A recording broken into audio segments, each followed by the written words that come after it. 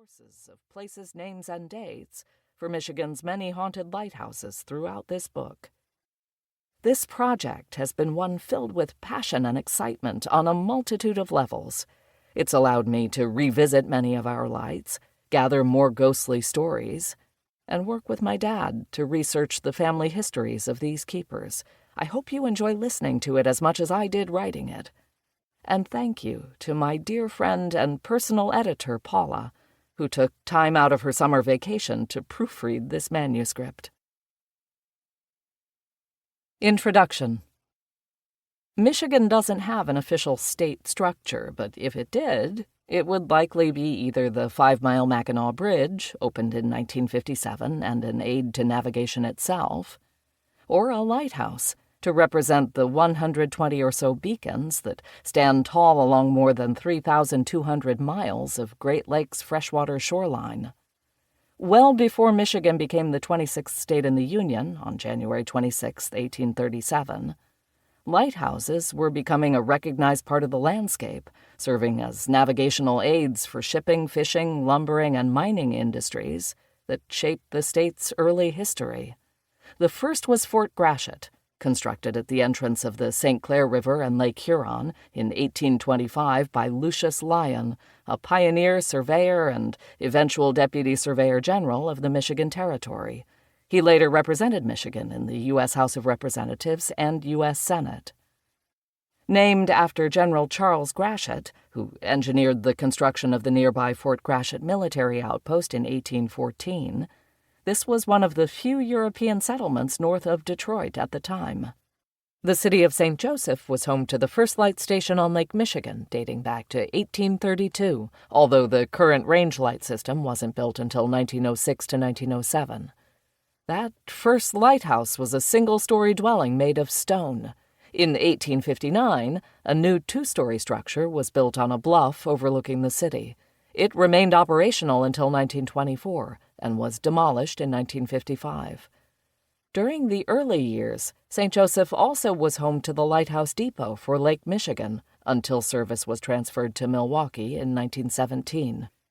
Construction began in 1847 on the Whitefish Point Light Station on Lake Superior, regarded as the most important beacon on that body of water, as all vessels entering and leaving the lake must pass by. It was near Whitefish Point in 1975 that the Edmund Fitzgerald sank on November 10th during an early-season squall. It is no wonder this treacherous shoreline of Lake Superior is known as the Graveyard of the Great Lakes, as there are more shipwrecks here than any other locale on the lake. On a national level, all lighthouses were administered by the U.S. Treasury's Lighthouse Establishment, which was formed in 1791. After great dissatisfaction with the administration of these lights, responsibility for them was removed from the Treasury Department by an act of Congress in 1853 and transferred to the U.S. Lighthouse Board, which became the second agency of the federal government to take over responsibility for the construction and maintenance of all lights and other navigation aids.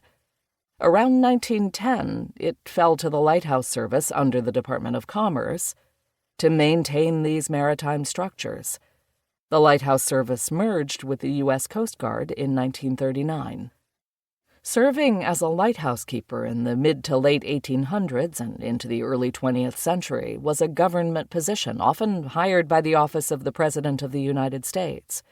During the Civil War and in the years that followed, many veterans found work serving as keepers, including Captain James S. Donahue in South Haven and Aaron Sheridan on South Manitou Island. Despite both men being wounded in battle with what many would consider debilitating injuries, Donahue lost a leg and Sheridan lost the use of an arm.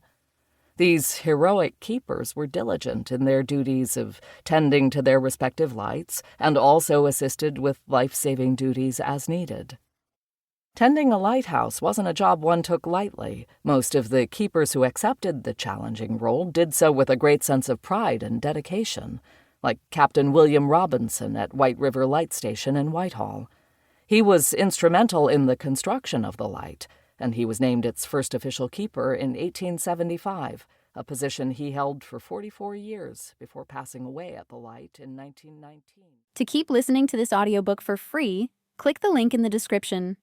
It will take you to a free Audible trial where you can listen to this and many other books for free for 30 days.